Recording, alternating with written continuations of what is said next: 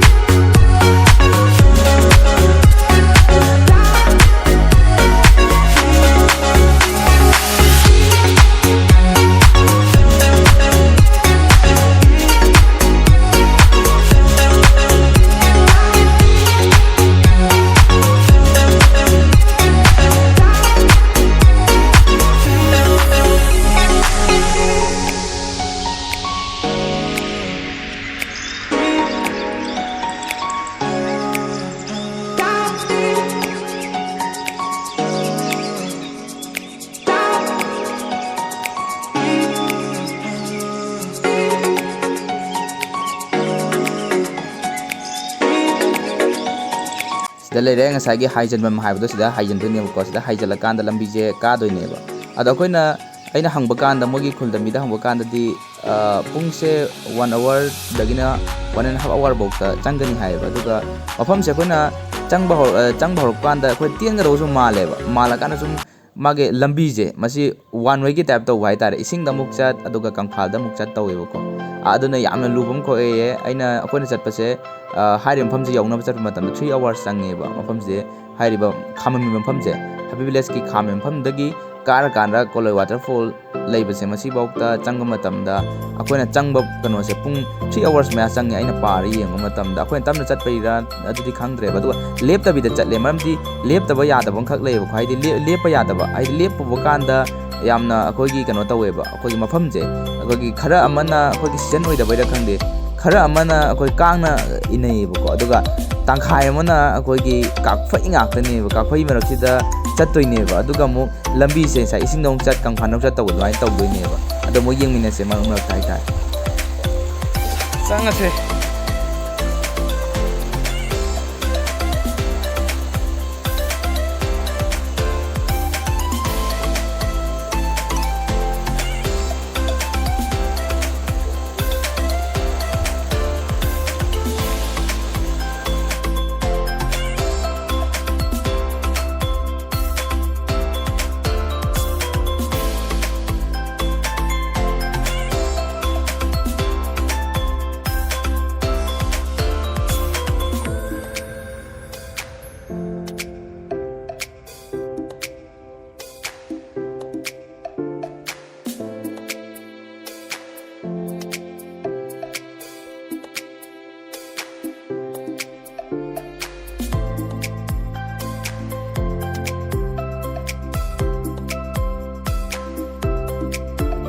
खरे वारा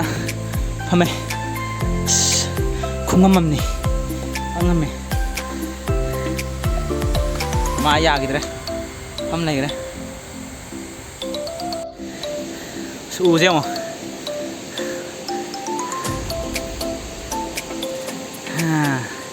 चंगसे लंबी सुमाय सम लेदोइनी सानम चतोइनी इसिंग दो मखार चेलेबा कोंदा अखोने दा भाई तारे दो खोंग लंबी म सुमाय लेनिबा खोंग लंबी दम चंगनी होय दोइ जे तारे जे सिजन तारे जे सिगी खोय मकोक तुनेबा हाइदि तार खमदने खोय लाइजे सो वांगे ए कादनी सुम जेजा इदने बस सोना का खाइ दोन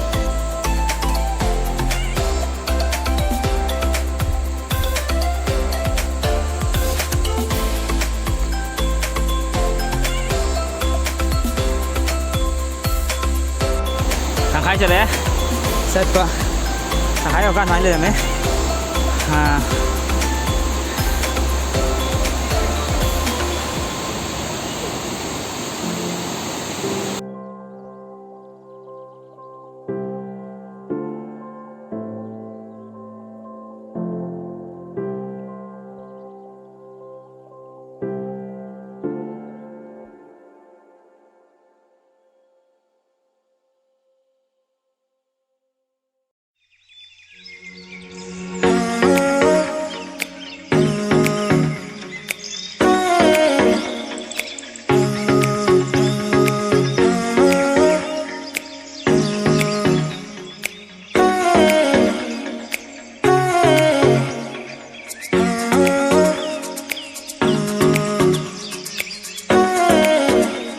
ra tổ đấy, sinh đâm ra tổ đấy gì, sinh nó tổ cái, ui,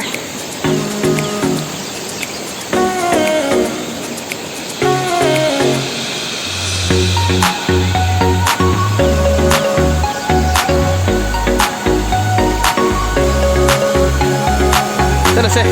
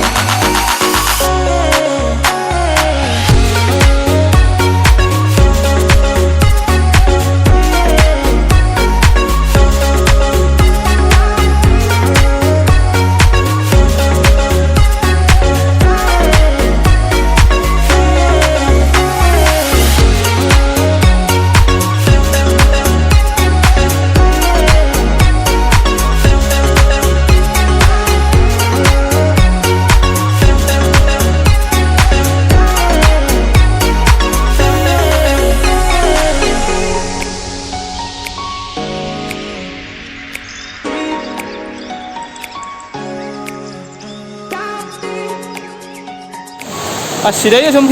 इसिंग जों गुमा सिबो लाकवान हजे आगिदो आउदगी लंबी समायना मु लेरमे तो चतोइने माना का ले मै वारिन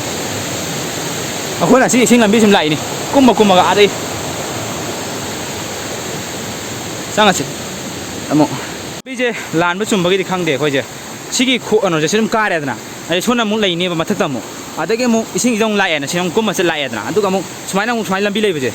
ꯁꯤ ꯏꯁꯤꯡ ꯁꯤꯆꯦꯅ ꯁꯨꯃꯥꯏꯅ ꯂꯝꯕꯤ ꯂꯩꯕꯁꯦ ꯑꯃꯨꯛ ꯀꯥꯈꯤꯗꯣꯏꯅꯦꯕ ꯑꯗꯒꯤ ꯑꯃꯨꯛ ꯂꯝꯕꯤ ꯁꯤ ꯂꯣꯏꯈ꯭ꯔꯦꯅ ꯑꯃꯨꯛ ꯏꯁꯤꯡꯗ ꯑꯃꯨꯛ ꯇꯧꯔꯒ ꯑꯃꯨꯛ ꯀꯥꯗꯣꯏꯅꯦꯕ ꯁꯤ ꯂꯝꯕꯤꯁꯦ ꯌꯥꯝ ꯕꯦꯔꯥꯅꯦꯕ ꯑꯃꯨꯛ ꯆꯪꯉꯁꯦ ꯑꯗꯨꯗꯤ ꯁꯣꯝꯒꯤ ꯋꯥꯇꯔꯐꯣꯜ ꯂꯩ ꯃꯊꯛꯇ ꯂꯩꯔꯦ ꯃꯊꯛ ꯌꯧꯁꯜꯂꯨꯔꯁꯦ ꯂꯥꯛꯑꯦ ꯆꯦꯟꯊꯔꯦ ꯆꯪꯗꯣꯏꯅꯦ ꯑꯥꯗ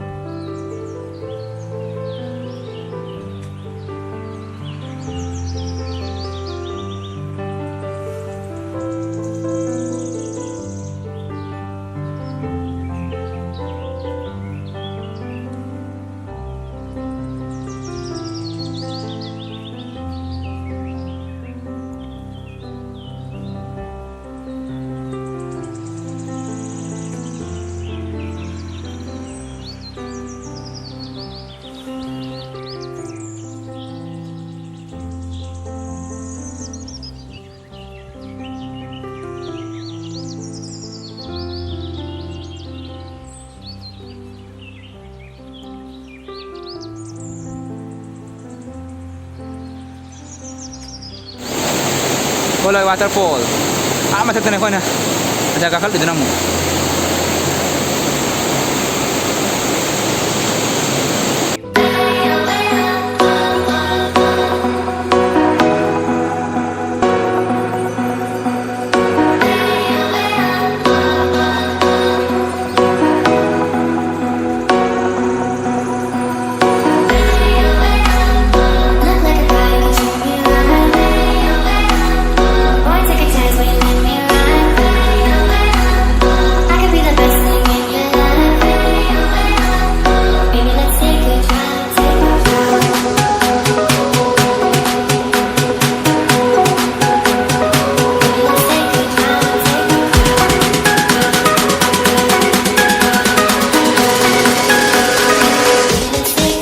kumba hore khoy aje u do chao do